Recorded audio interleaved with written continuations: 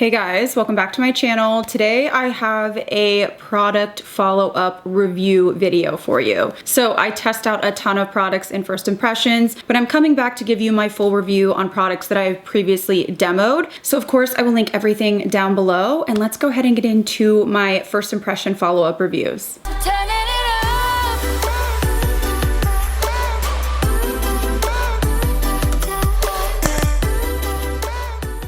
So let's start out with some complexion products. I have quite a few to go over. I did want to say thank you to Elta MD for sponsoring this portion of today's video. I have a product that I've been using behind the scenes, and I am happy to report that this is beautiful, especially if you have sensitive skin or rosacea like I do. So this is the Elta MD UV Skin Recovery SPF 50. I just turned 38, so SPF is even more important to me than it ever has been, trying to keep my skin protected from sun damage, but also trying to prevent premature aging. I want to look as youthful as possible and take care of my skin. So SPF is a must. It's not just a summer thing, it is all year round. And it's really important to find one that actually works under makeup if you're somebody like me that does wear makeup most of the time. So I have found that this is fabulous. If you have redness, rosacea, you have sensitive skin, you're prone to breakouts, and Elta MD does have quite a few options. So if you want something with a tint, or you want something for acne prone skin, or you want something to help correct your redness, that's where this one comes in. So the Elta MD UV Skin Recovery SPF 50 Red Color Correcting Face Sunscreen is a game changer. I love the feel of this. It is so lightweight, and it has this nice green tint that isn't too much. So it's not one of those that's going to give you a green hue to the face. A lot of times I feel like that can happen. This just has the perfect amount, I like to say, to take the edge off my redness. It is hydrating, but it's not greasy, and it has such a thin feel, so it truly layers under my makeup. No problem. It lasts all day. It doesn't break my makeup apart. It doesn't make me more greasy, and it's not drying. It's just kind of the sweet spot right in the middle. And I love that it's fragrance-free, oil-free, 100% mineral sunscreen with SPF 50. It's just perfect to protect and strengthen, especially the most sensitive skin types, which would be me. It is available in untinted and the red color correcting version that has the green tint, and that immediately neutralizes your redness. It's perfect for someone like me, especially if I want to go makeup free, but I still need to use my SPF. It just takes the edge off of my redness, and I feel more confident without makeup. And because it's formulated with 2% patented AA complex, it is proven to support skin barrier repair and reduce visible redness by 52%. So there's a reason that Elta MD sunscreens are highly recommended by dermatologists. Their formulas are incredible. They have so many different options to choose from, and they work. So I will link the Elta MD UV Skin Recovery SPF 50 down below in my description box, and also in a pinned comment. I definitely recommend you check them out and just browse their website, because there are different formulas that may be better suited for you. But if you have sensitive skin, you have redness, very similar wants to me, you will absolutely love this color correcting version. So I will link it down below with all the other information. Thank you to Elta MD for sponsoring this portion of today's video. And let's go ahead and get into more product updates. Sticking with complexion products, I have two foundations to go over. I feel like I've talked about this one in other videos, but I don't think I did like a follow-up, and I may have, but I couldn't recall and I couldn't find it. So I did want to give my thoughts on the Makeup Forever, the new foundation. This is a beautiful formula. I'm wearing it right now. It has a beautiful medium buildable coverage. It is so smoothing and perfecting. It wears all day. It is not greasy, but it's not dry, and works so well, I would say, on pretty much any skin type, but it just wears all day. It feels weightless. It's not heavy, sticky. It blends so nicely with all of my other products. It's just a really solid formula. So they did a fabulous job. I just can't say enough good things about this. I have the shade 222N, by the way. And then I have a similar vibe. This is the NYX Make 'em Wonder Soft Matte Buildable Formula or Foundation. Why did I say formula? Buildable Foundation. Now I like this. I think it's a good option if you are looking for something at the drugstore. I have the color here, Classic Ivory. Now this has a squeeze tube. It's not really my favorite, but again, it's an affordable option. And this has a good medium buildable coverage. I feel like you can get a lot of coverage from this. It is a little bit heavier than I would like. It's not heavy, but just comparing the texture to the Makeup Forever, the Makeup Forever is just so thin and just blends into this like creamy nothingness. And I felt like the NYX is similar, but just a little bit heavier and a little bit less forgiving with any pores or texture. So that's something that is important to me. I want to look really smooth and flawless. I do have texture. I have, pores, things that bother me. And so that's why I love a formula like this that just makes everything look better and more blurred. I don't necessarily think the NYX enhances your texture, but it's just not going to do any smoothing, which is something that I prefer. It does last a good amount of time and it has a little bit more of like a dry matte feel, but I just prefer the skin-like finish of the Makeup Forever. And really the big deal breaker for me in not wanting to reach for the NYX every single day is the fact that it just doesn't perfect my imperfections. So I think it's a solid formula. I don't dislike it, but it's not like wow. It's kind of like good, but not great for me. Also from NYX, I have their Wonder Snatch Concealer, and I have it in Fair. Definitely a light color for me, but this is supposed to be a full coverage concealer.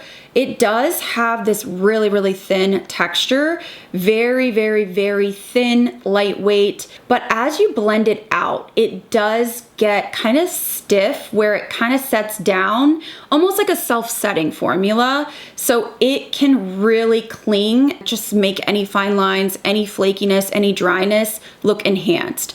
That's really my issue with this. Even before I powder, if you have any sort of flaking, if you're somebody that uses Tret, you just have dry skin, I'm going through perimenopause and things are just a train wreck most days, okay? It just really clings and I just can't have a concealer that gives me almost like that chalky finish.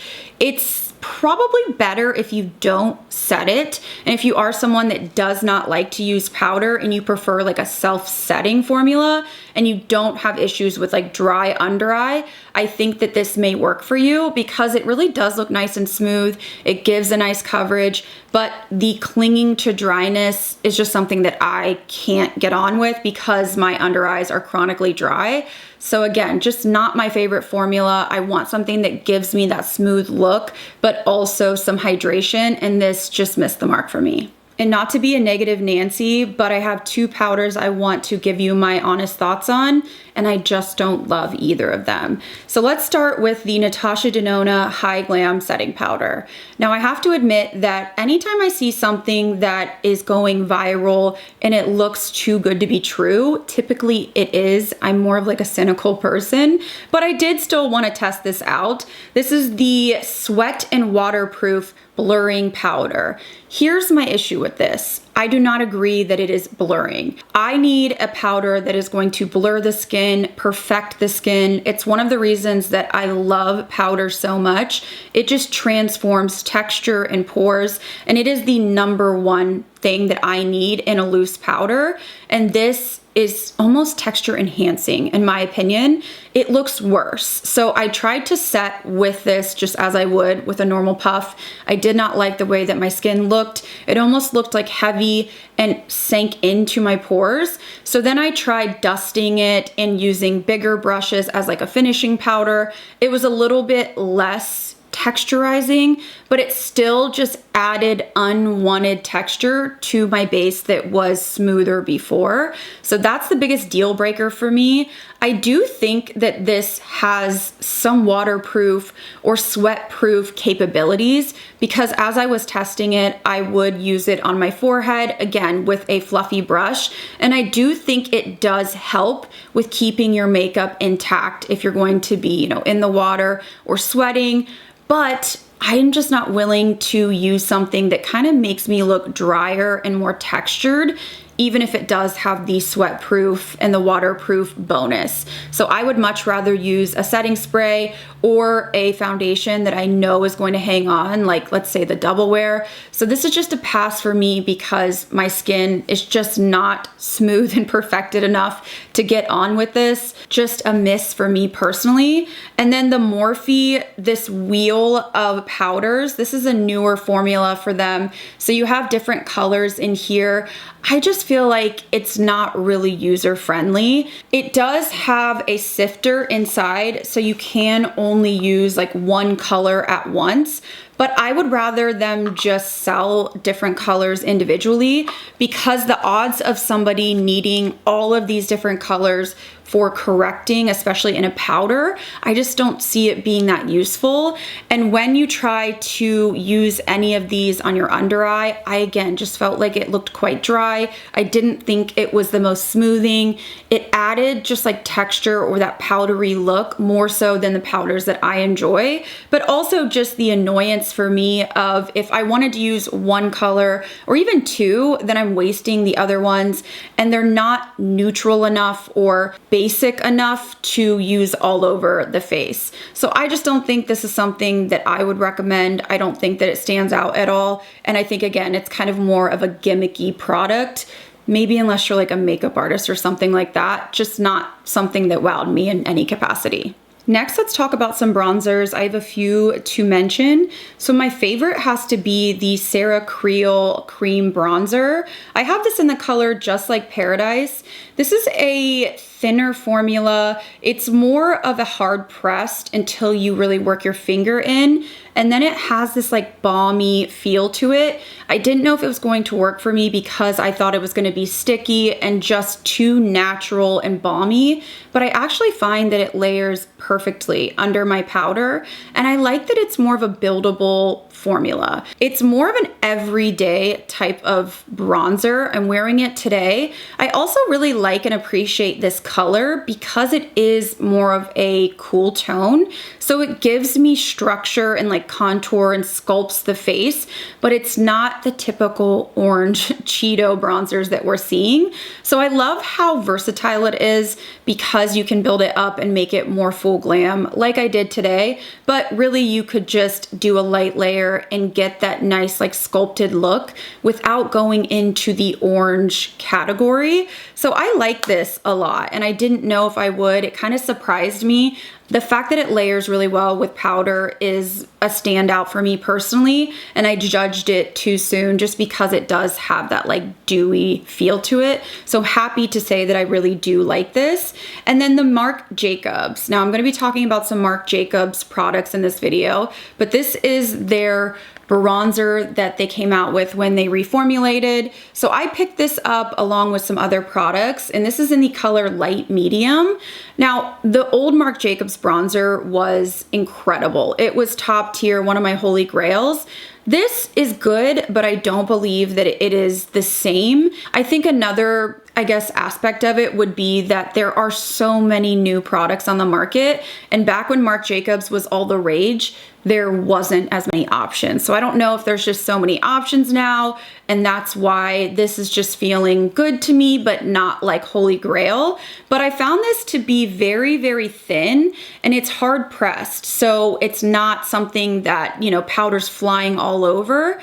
It is very creamy though. So it's definitely a creamy feel that blends out, and it does build quite nicely. The color is nice, but again, there's just something about it that isn't wowing me. It's good. I think if you purchased it, you would like it, but I don't think that it's life-changing or a tone or finish that is, you know, extraordinary and a game changer. It does have a little bit of a skin, like, I would say not satin, but there's a little bit of like a natural finish in there. And I do think it blends really nice, but it's just not wowing me like I thought it would. I actually think the packaging is quite cute. It is large and in charge, which the original was as well. So I think it's cute. I don't think you'd be disappointed, but it's not going to replace any of my like top tier bronzers. So that's kind of my thoughts on this one. Another Marc Jacobs product I wanted to give my final review on. So this is the Joystick Blush, and I have the shade here, Hot Flush, which is 110. Now, I was really excited for this because I thought the shades were so beautiful, and I still believe that there are so many different colors that are quite fun and really bright. The packaging feels a little cheap and lightweight, but it doesn't bother me really. Now, the formula is where things get a little weird. So pigmentation is really nice. I found it to be more buildable, which again, I like because I don't want to be overwhelmed or feel like I can't blend it out. The thing I don't love about this that keeps me from really being wowed by it is that stickiness. So it has more of a traditional kind of crayon-like feel to it. And when you blend it out, even if it is like all the way diffused, there's a slight tack to it that I find to be problematic when you start layering products on top, when you start powdering. I don't think it's terrible to the point where you can't make it work. I was able to set it and not get lifting and patching, but I have to be really careful, and that to me is just annoying. I don't want to have to like use the lightest bit of pressure, and then, you know, if I lift a little bit here, then I have to patch it. It's just a little bit finicky because of that tack in the product. And that's something I have noticed as I've used more cream blushes and bronzers. I really like something that is thin, lightweight, and it can be balmy, but it can't be sticky. And this does have that stickiness. I also found that the longevity wasn't the best, so I actually did return the other shade that I purchased because I just don't see myself reaching for this formula over all the other ones that I love. So this was a little bit of a disappointment. I hope that they take the feedback on board and create better formulas moving forward. But I do have some blushes that I am loving. So let's get a little bit positive here for a second, because we have a lot of just kind of like makeup. I'm wearing this today mixed with another product. This is the Kosas multi-stick blush sticks. So these are for lips and cheeks. My favorite has to be Intuition, which is the one that I'm wearing today. And I would have never chosen this color for myself, but it is so beautiful. It's like this your cheeks but better, light, almost cool toned vibe. And again, these are that really nice dewy feel, but there's no stick to them. So they layer under powder so easily. There's no patching, no lifting. The longevity is great on these. So I absolutely love this formula. My only complaint would be that a lot of the colors run, I would say, brown. And that's something to note. This is another color, Muse. I found that there's just not enough variation in the colors, because if you look Intuition and Muse, yes, there's a little bit of difference, but I found that like with most of the colors, they're very subtle differences. So I would like to see, you know, some different options, some fun colors, again, like the Marc Jacobs. Although I know that Kosas is more of a, you know, clean girl beauty brand, I think the formula is fabulous, and I'm happy to report that. I absolutely love the formula. So if there's a shade or a couple shades that you like, I think you would really like these. They're just beautiful and very easy to use.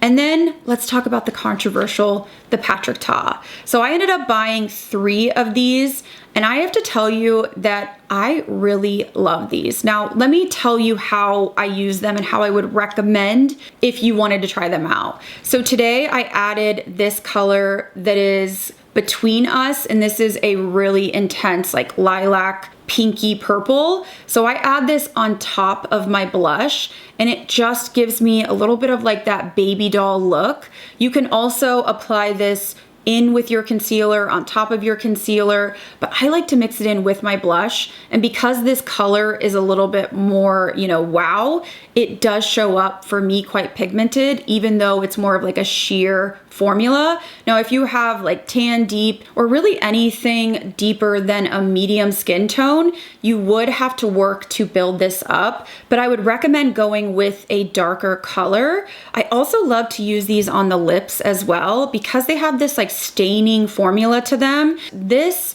color that is called Shy at First, it's so light. I like to use it on my lips more so than my cheeks. So I think it just depends on where you're gonna use this, how you're gonna use this. This would be a product that I would mix in with a blush that was maybe too dark or too bright, and it would kind of tone it down and give me a little bit of that like creamy pastel look. But I love to use these on my lips. That's how I use the lighter shades more. And then I did also pick up Did You Notice? This one's right in the middle, so it does add a nice warmth and peachy punch, again, to other, you know, products that maybe aren't the right tone. So I like to customize and use them that way. But if you're actually looking for pigment, I would say go with a darker color because they are sheer by nature. They blend out great. I don't have any patchiness. They mix with any of my blushes, whether they're dewy or matte. So I really enjoy these, but again, they're multi-use for me and they are like custom products that I like to add in whenever I want to change something up. And then I wanted to talk about the Transition Blurring Blush Duos. So I have two shades here. Between Us, I think is so pretty if you want that gorgeous like baby doll cheek. Very similar to what I'm wearing today, but I did not use this because I didn't want to go too wild with the blush. These swatch horribly because they're very, very sheer. And that's the whole point of these. They're not supposed to be a full pigment blush. So this is the product that you would sweep on your under eye to really tie in into your concealer and blush. So it just gives a diffused look in between.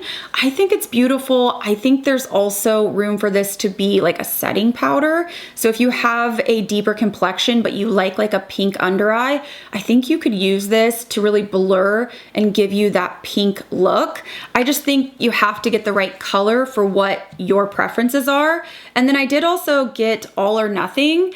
I don't get a ton of use out of this color right here, but this shade really warms up and gives me almost like that sunburnt look. So I like to use this to add that after I've used a blush that maybe, you know, has that like kind of burnt sort of look. So I find them to be blurring. I think they're beautiful formula wise. I just don't think they're a standard blush formula. So if you're expecting intense pigment like a normal blush, this is not that. It's just like a setting powder that fuses both layers together and I enjoy it. Next, I want to talk about some eye products because I have a few to go over.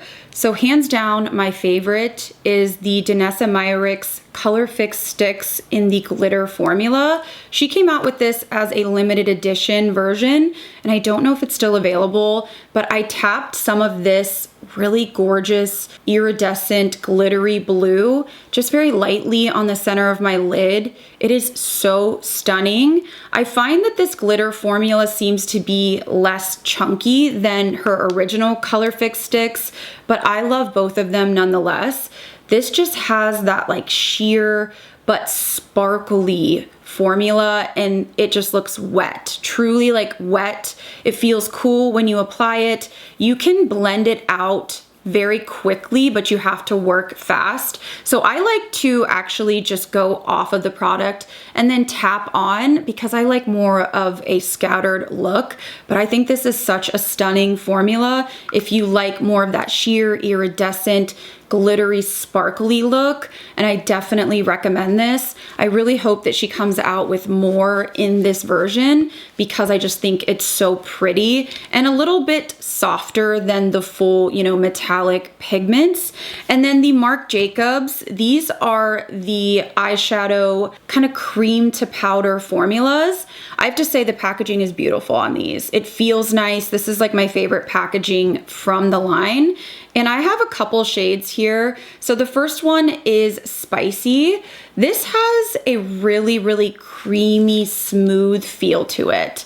And it does give a really nice payoff. You can blend the edges, and it has this really kind of like sophisticated, nice sheen to it. I don't find it to be powdery at all. It is quite creamy and hydrating. This next shade is Shady, which I think a lot of people were going crazy for. My issue with these is the fact that it just makes my lids look very textured. And I don't typically have that issue with other toppers like the Danessa Myricks or the Bobbi Brown. There is something about this that just gets gunky and heavy, and it's not flattering on fine lines or textured lids. So for me, that's the deal breaker. If you want something that is just like a nice, creamy, easy product to apply, I think that they're nice. I think they're more subdued on the eye than they look in swatches as well. So not quite as intense or like bam in your face as I thought. I think they're solid, but for me, I just felt like they looked heavy and made my lids look crepey. And it's not something that I personally want. So if it's not a struggle for you, or you don't think you're gonna have that issue, it may be different. And again, my eyes are drier as I get older, but it just wasn't a favorite for me. It was just, again, in that like good category, but not great. And then I have another product from Marc Jacobs that I actually returned, and I'm so surprised, but it was the worst eyeliner in my waterline as the day went on. And Marc Jacobs liners were like holy grail status for me in the past. And I'm so disappointed because when I applied this, it was creamy. I had high hopes for it. It went on the waterline super easily. And I thought it was gonna be just really close to the original. But the problem is, it started wearing and patching immediately. I would say within like an hour or two, it just looked choppy. It looked horrible, and I noticed that my eyes were really irritated from it. So I've tried it again since, and my eyes are just irritated, but beyond that, it just does not want to stay in the waterline. It clumps up and it looks patchy. I'm gonna put a photo in. It is not flattering. So I'm just warning you, it's just not a good formula for the waterline. I have not tried it on my actual lid because of the color. It's just not a color that I would like smudge out on the top of my lid, but I am just not impressed. I found it to be really dry and crumbly as the day went on. So really, really disappointed in that, and so disappointed that I returned it because it's just not something that I will use. So I'm hoping that they reformulate and try to get closer to the original Marc Jacobs liners that were absolutely iconic. And to finish off this video, I have a few lip products to go over. So I have a balm that I absolutely love. This is the Ole Henriksen Pout Preserve Peptide Lip Treatment, but it's the Chillers version. So I have the Granada Guava and the Maldives Melon. I like these because they don't hurt, but they just give this cooling feel. They're not, you know, tingly or anything like that. It's more of a refreshing, cooling feel, like you just put a mint in. And I love how pigmented these are. They give a really nice pop to the lips. They smell really good, but I really love these for, you know, deep hydration and just a pop of color. These are products that I would wear, you know, during the day if I felt like I was looking a little bit washed out and I wanted something to make my lips come alive. This shade is really, really bright and pretty on the lips. So these are really, really nice. I think it's a nice switch up from the original formula because you still get the benefits of that really nourishing, hydrating feel, but you also get a pop of color and a little bit of that really cooling, fresh feel. So I think these are really nice and I'm happy I have them. I also want to give my updated feedback on the Prisma Flash Lip Balm or lipstick from Armani. So I have it in 35, and if you know anything about their Prisma, I think it's their glosses, they have almost like a shift to them. So they're very, very pretty and unique. This I was excited for. It's just kind of okay for me. This is just a typical lip balm kind of lipstick. So it does have a buildable amount of pigment. It's not over the top, but you know, it's enough to actually show up. But my problem is there's really no, you know, special flip to it. I don't see any of that like Prisma vibe to it, which is interesting because the name is literally Prisma Flash. It looked so much prettier and more substantial on the models. And for me, it's just okay. I think if it was, you know, a drugstore product or even just marketed as like a lip balm sheer lipstick, it would be okay, but for the price point, there's just nothing special about it. You could get this at the drugstore 100 times over, and I just don't think that it's wowing me. It's okay, but again, I'm looking for the best of the best. And the last product that I have to talk about is Marc Jacobs again. And I feel like I am being a little bit negative, but I'm just being honest. So I purchased 3 of the lipsticks from this line, and I actually ended up returning 2 of them because the colors were so off. They looked totally different online. So I did keep Love Muscle, which I think is a favorite for a lot of people. The formula is nice. Like there's nothing really bad about the formula. I like the pigment level. I think that it's really nice and hydrating. I don't think that it's like heavy, gunky. It didn't apply patchy. The problem for me is the shades are just not accurate, but also the packaging, it feels so cheap. It is so lightweight, and it's like plastic, and you can feel the lipstick jiggling inside. And for the price point and being Marc Jacobs Beauty, I just don't think it's acceptable. So that was really a bummer for me, and it made me, you know, not want to purchase any more of the lipsticks because the shade issue was really the biggest issue for me. The formula, again, is solid. It's really nice. I really like this color, but the other colors that I picked up, like one of them was supposed to be like a baby pastel pink, and it looked nothing like that. So definitely go in store if you're on the fence. I just think, again, it's okay, but it could have been better. We need it to be better to live up to the hype of the original Marc Jacobs. So I think that is everything for this follow-up or first impression follow-up video. I know that I wasn't raving and didn't have a ton of like standout products that wowed me today, but sometimes that's just how it goes. And again, there's so many options. A lot of these formulas are solid and they are good, but I'm looking for great. I'm looking for replacing my holy grails, something that I can't wait to reach for again. So I hope these reviews were helpful for you. I will link everything that I talked about today down below in my description box. Don't forget to also shop the Elta MD sunscreens because I'm telling you, they are game changers. So that link will be at the top of my description box as well. But if you did enjoy this video and you want more of this type of video, please give it a thumbs up. And if you're new here, I hope you stick around and subscribe. As always, thank you guys again so much for watching. I'll see you in the next video.